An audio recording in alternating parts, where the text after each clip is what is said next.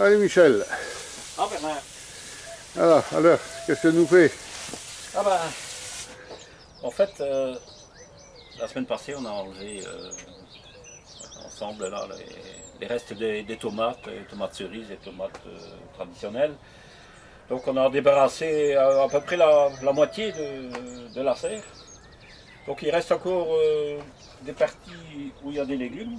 Donc ouais, il y a encore des beaux poivrons ici. Donc qui commencent à colorer. Et il y a encore des vertes aussi.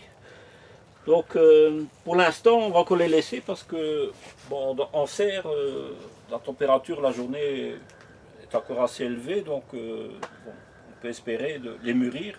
Autrement, ben, sur la fin, on va couper les fruits et les laisser continuer à mûrir à l'intérieur. Donc, donc ici, une serre en hiver, bon, elle ne restera pas vide, loin de là. Donc une serre, c'est aussi un gros investissement au départ, donc il faut aussi l'utiliser au maximum, donc en toute saison. Donc ici, après les tomates, donc on va venir installer d'autres légumes. Donc ce qu'on fait, nous, habituellement, on met aussi les oignons radar, donc les oignons qu'on plante avant l'hiver et qu'on vient donc, repiquer ici en serre, mais aussi à l'extérieur. Et ce sont des oignons qui donneront très tôt au printemps, donc à partir du mois de mai, on commence à les récolter. Donc c'est des oignons, pas de conservation, mais des oignons à manger plutôt en verre. Donc entre deux, donc on fait aussi de l'entreculture dans une serre. On va aussi mettre, par exemple, des laitues. À l'extérieur, on a encore plein de laitues Oui. de toute saison, des laitues d'hiver. Il y a des scaroles spécialement pour serre, par exemple la variété Natacha. Donc c'est encore petit comme ça.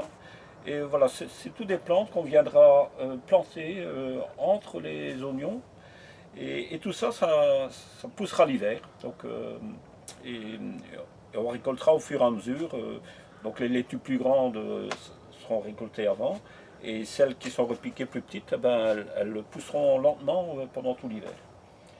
Mais pour ça, il faut que le sol soit propice à ces plantations. Et souvent, à la fin d'une culture de tomates, on hésite encore à arroser. Alors, comme ici, on a une période quand même très sèche entre allez, le mois de août, septembre. Donc, on a été beaucoup occupé à l'extérieur et on s'est un peu moins occupé de la serre. Et ici, bon, j'ai un peu aéré le sol à la fourche bêche. Et je vois que bon, il y a quand même des endroits où c'est assez sec. Donc on peut voir, ça fait des blocs. Ça, c'est pas bon du tout. Ça, c'est une erreur de notre part. Donc on aurait dû arroser régulièrement. Bon, c'est pas perdu. On peut rattraper ça en arrosant copieusement. Donc les tomates ont puisé quand même pas mal d'eau aussi. Alors il faut un peu remettre l'eau dans le sol. Parce que un sol sans eau, c'est un sol sans vie aussi. Donc ici on va arroser copieusement. Donc copieusement, c'est de l'ordre d'une quarantaine de litres par mètre carré au moins. Donc on fera ça progressivement. Comme ça le sol redevient humide et alors on fait descendre aussi les sels minéraux qui sont en surface du sol. Donc tous les apports d'engrais organiques qu'on a mis au-dessus. Donc entre les tomates on a mis du fumier, du compost. Donc tout ça, ça a été complètement décomposé. Et tout ça, ça s'intègre au sol et ça se minéralise. Et lorsqu'il y a trop de sels minéraux en surface du sol, ce n'est pas propice aux laitues. C'est-à-dire que les laitues vont paumer moins bien. Et une laitue qui ne poussera pas bien, on verra lorsque c'est trop riche en azote, ça fait un gros pied et la pomme n'est plus belle. Donc elle ne forme plus de belles pommes. Ça veut dire qu'il y a un peu trop d'azote, voilà, qu'il y a un peu trop de sels minéraux. Donc tout ça, on fait descendre un peu les sels minéraux dans une couche plus basse. Donc, et en même temps, on réamorce un peu la pompe de la nappe phréatique, c'est-à-dire que par capillarité, l'eau va remonter aussi du sous-sol. Donc pour ça, il faut arroser copieusement.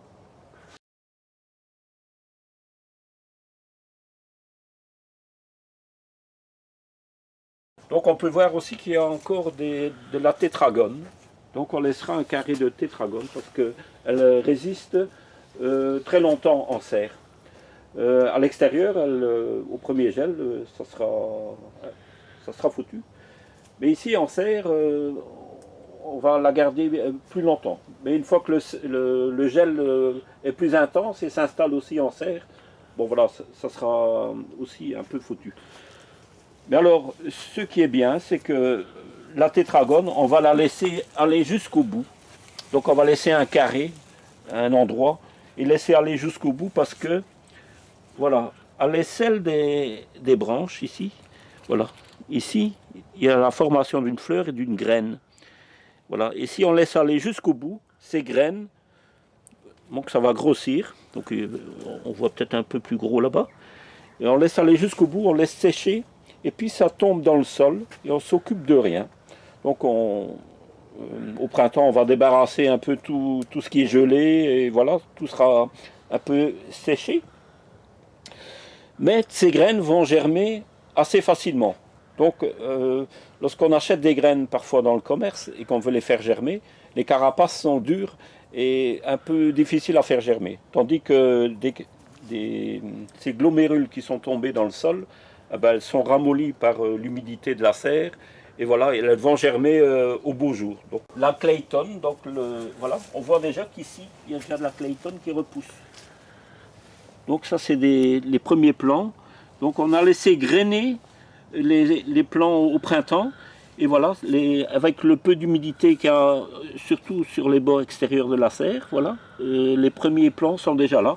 Comme ici, la même chose avec le cerfeuil. Voilà, le cerfeuil, on l'a laissé grainer aussi. Et voilà, entre les tomates, voilà, ça s'est ressemé, ça a poussé. Et voilà, on fait déjà des délicieux potages au cerfeuil. Donc il suffit de récolter quelques branches et voilà, une délicieuse soupe.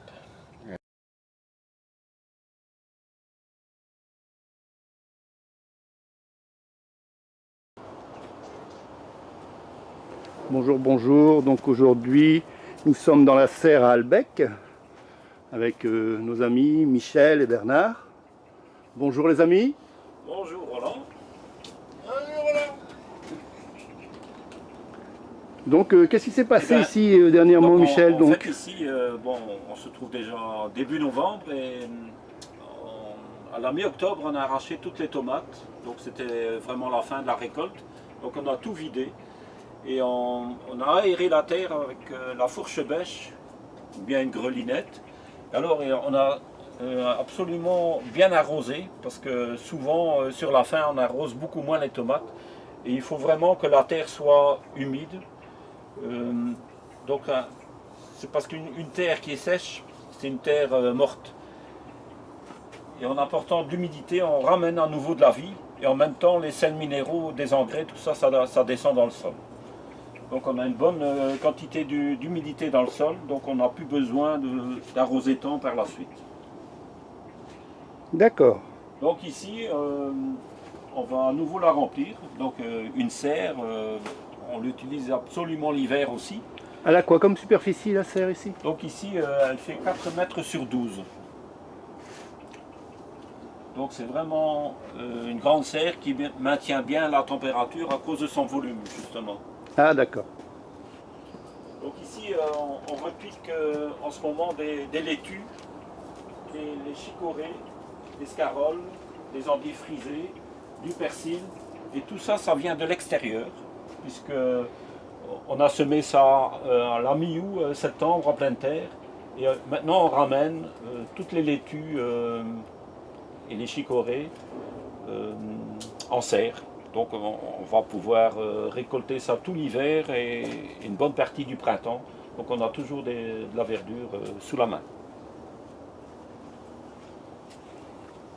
Donc ici, ça c'est le persil, donc ici, Michel? Ah oui, persil double. Et alors il y a un pot de persil simple que je vais aller chercher.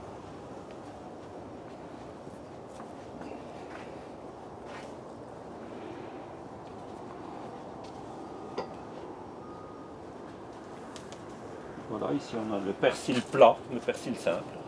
donc qui a un peu un autre goût. Et le feuillage est plus plat. Mais c'est beaucoup utilisé dans le nord de l'Afrique et ça porte un peu un autre goût. C'est pas la coriandre, hein? Non. Non, pas du tout. C'est vraiment le persil plat. Persil plat. Le plat d'Italie. D'accord. Donc ça aussi, le persil à l'extérieur, lorsqu'il gèle très fort, on risque que la végétation ait disparu à cause du gel, mais ça repousse après. Hein. Tandis qu'en serre, ben non, on a toujours ça à disposition, même s'il gèle, c'est figé, mais ça reprend tout de suite dès que il y a le lever du soleil, voilà, la plante reprend et on peut utiliser le feuillage tel quel. Il est intact. Et ici à côté, donc il y a déjà des choses qui ont été replantées peut-être? Alors, ça, c'est de l'oseille. C'est de l'oseille perpétuelle qu'on peut même mettre à l'extérieur. Donc ça ne gèle pas non plus. Mais à l'extérieur, ben, on n'a plus de feuillage en hiver. Mais les racines ne gèlent pas. Et c'est une oseille qui ne monte pas à graines.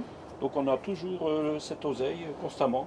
Et ça se multiplie et on déplace les chocs. Et on peut les mettre à l'extérieur, donc il n'y a pas de problème. Donc c'est le goût acidulé, hein, c'est surtout avec le poisson ou bien dans une purée de pommes de terre. Donc une purée à l'oseille, c'est délicieux. On utilise beaucoup ça au printemps, lorsque les pommes de terre n'ont plus tellement de goût. Hein, elles sont vieilles, donc elles perdent un peu leur goût. En ajoutant ça, ben, bon, c'est acidulé évidemment, mais on redonne un goût à la pomme de terre. Donc ici on va repiquer de la chicorée sauvage. Donc le terrain a été préparé avant, retourné un peu. Donc on n'a pas retourné, hein, on a simplement aéré et bien arrosé, c'est tout. Et ici les chicorées sauvages donnent aussi un peu d'amertume. Mais bon, voilà, c'est la verte à grumelots, blonde à grumelots. Voilà, ça fait des petites taches et ça vient énorme et ça résiste bien, même à l'extérieur. Ici, on met en serre parce que ça donne Et plus rapidement. comme salade que tu mets là, Bernard, ce sont lesquelles déjà, tu as dit? Des laitues d'hiver. Laitues d'hiver. Oui.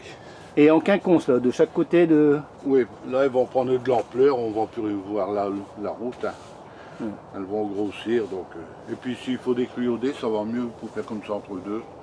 Et on perd moins de place. Donc oignons, laitue, Oignons, laitue et peut-être qu'après on mettra... et double rangée. Double rangée d'oignons. Double rangée d'oignons. Ouais. Et après peut-être qu'on mettra de la mâche aussi. Oui, Hein? ça fait de la mâche. On peut mettre de la mâche. Donc c'est pas trop tard. Hein. Donc la mâche, elle poussera tout l'hiver. Et on a de magnifiques mâches. Qui est déjà à l'extérieur, donc qui pousse déjà dehors. Non, non, Ah oui. ici on va vraiment la semer. La semer directement La semer ici. Donc on va consommer celle de l'extérieur, donc ça ne gèle pas vraiment non plus. Mais alors celle de serre, ben, on l'aura plus tard, à la fin de l'hiver, et elle est magnifique, elle devient vraiment magnifique, et pas abîmée du tout, donc vraiment une belle feuille impeccable. Et tout ça sans aucun produit d'engrais ou, Ah non, ben, ou autre? Ici l'engrais c'est le compost, donc on enrichit le sol au moment où on plante les tomates. Une fois que les tomates sont plantées, on a l'espace et on apporte le compost. Ici, c'est un fumier de cheval mélangé avec les mauvaises herbes. Et bah, voilà, ça fait notre engrais. Et une fois que les tomates sont arrachées, ben, l'engrais est tout à fait décomposé et sert pour les cultures qui suivent. Voilà.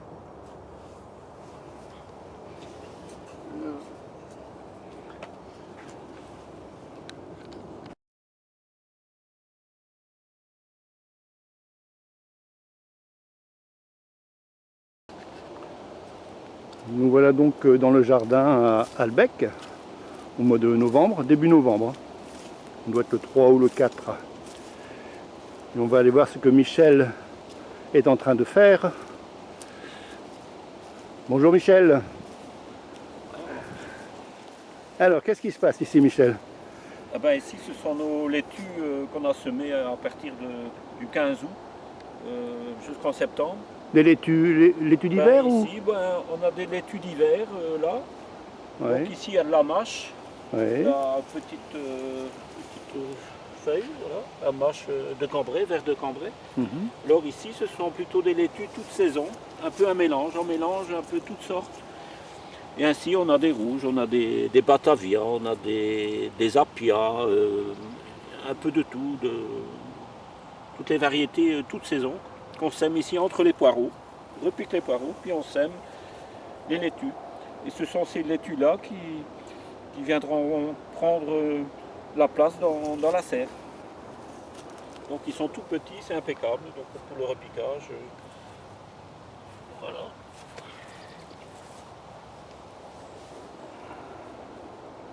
Des petites mottes.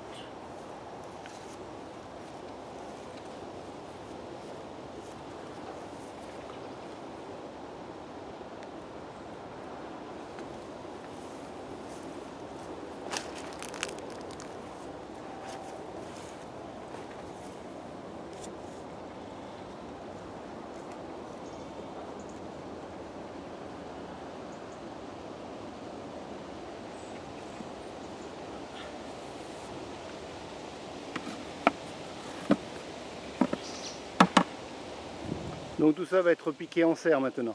Repiqué en serre et ça se développe. On a des belles laitues tout l'hiver. Donc les laitues toute saison, comme le nom l'indique, c'est pour toute saison. Voilà, vous avez ici une Batavia. Là c'est peut-être plutôt ça, peut-être genre Appia. Ben, il y a un peu de tout, il y a de la Hilde, il y a voilà, un peu de toutes les variétés. Et donc on arrive à avoir des salades tout l'hiver donc, Ah oui, oui, oui. en serre. Oui, oui. Mais les laitues d'hiver, elles peuvent même passer l'hiver dehors si l'hiver n'est pas trop rude. Mais en serre, c'est garanti, ou bien en couche également. Donc une protection. C'est surtout le vent qui fait le dégât à la végétation. Donc le vent assèche Ça sèche. et le gel est plus intense. Tandis que sous serre, disons que ça, il n'y a pas le dégât du vent.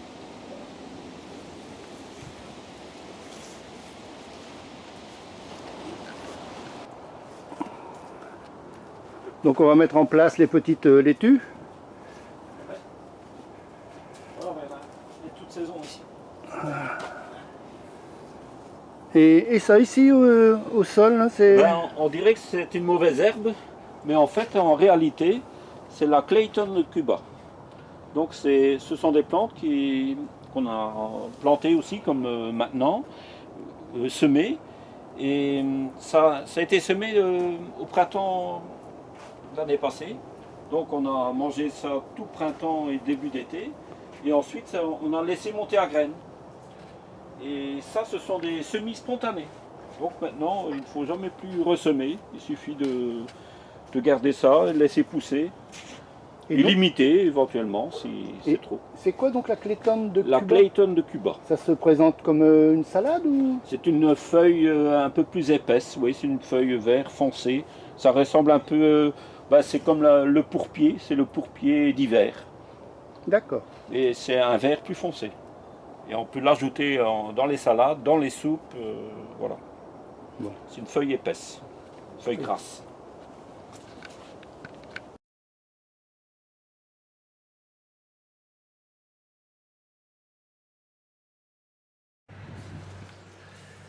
Bonjour, bonjour les amis.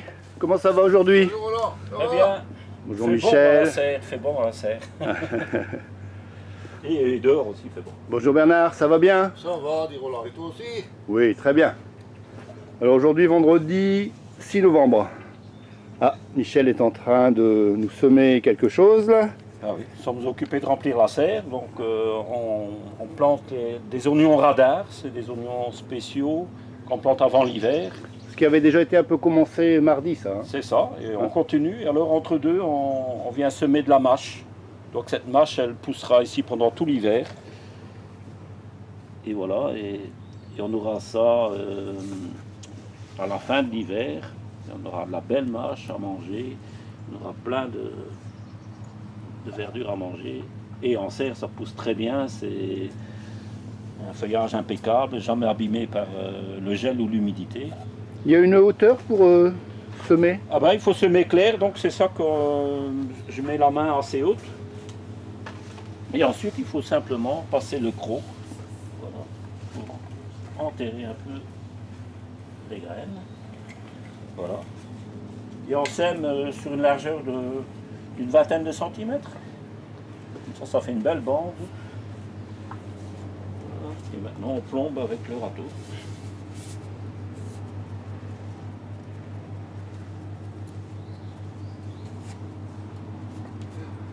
Et voilà.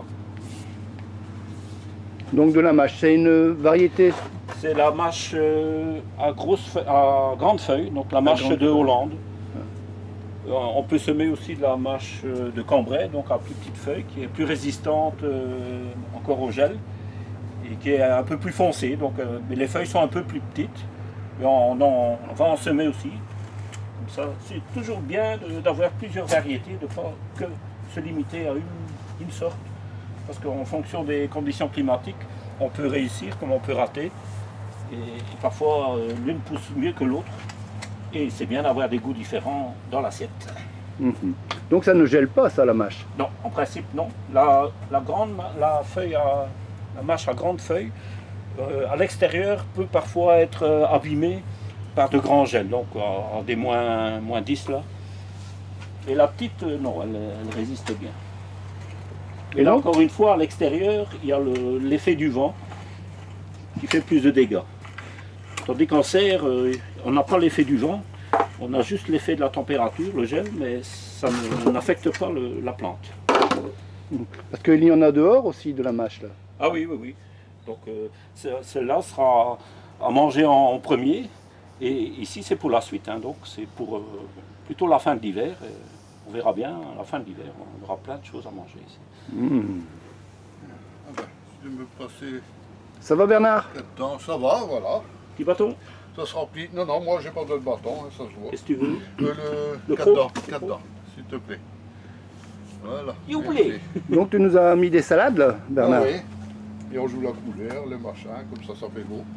C'est quel type de salade? Bah, ici c'est de la frisée.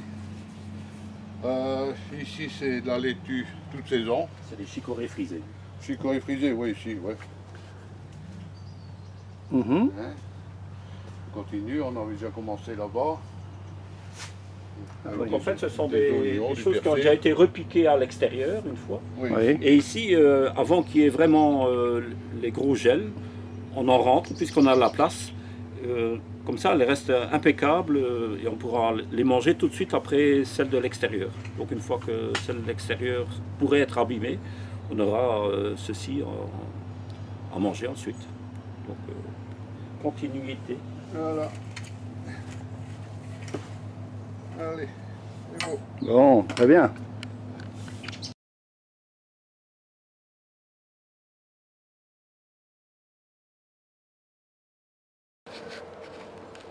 Bien, nous revoilà donc dans la serre à Albec. Notre ami Bernard là-bas au bout. Aujourd'hui vendredi. Donc toute la serre a été plantée, ensemencée.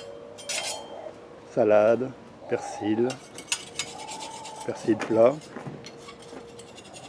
un peu d'oseille, différents types de laitue, de salade, sur une surface d'à peu près 50 mètres carrés. Même des petits oignons entre deux, des oignons radar.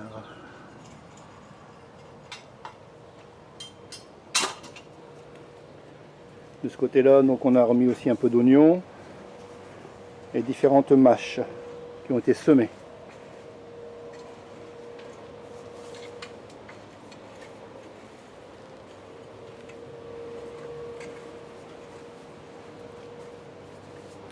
Un petit endroit a été laissé pour la clétonne de Cuba qui repousse toute seule.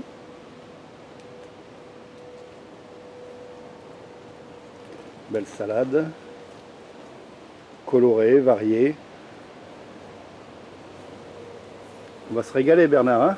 Oui, on va faire bonne chère. Hein. Un petit coin herbe aromatique. Céleri, thym. Ainsi de suite. Voilà. Donc ici, c'est terminé pour aujourd'hui.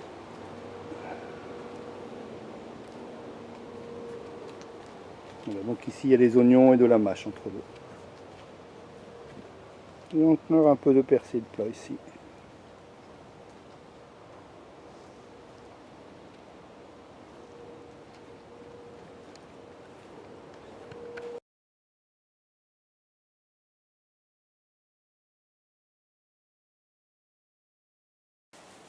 Pourtant, il fait pas très chaud, mais bon. Alors pourquoi tu arroses là? C'était nécessaire? Alors, on a semé et planté donc il y a une huitaine de jours. Et on constate que la terre est un peu sèche quand même. Hein. Ah oui. Donc un petit bain automnal, surtout en serre, s'avère parfois nécessaire en serre. Bah il ne pleut pas ici, hein. C'est la pluie artificielle.